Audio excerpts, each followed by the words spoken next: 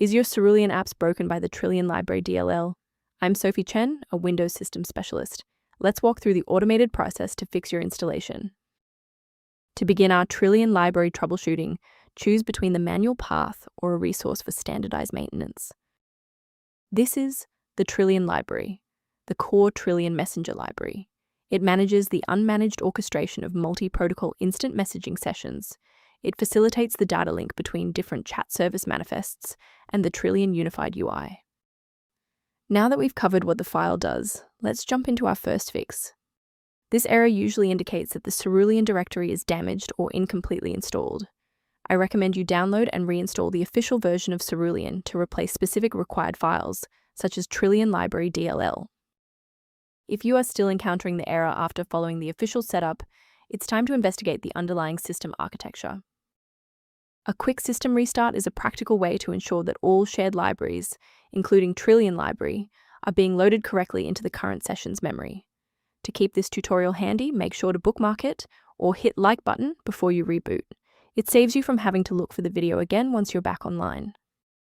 If that didn't clear the error, follow these instructions to modify your system paths. If you need to pause the video to type these out, please do so.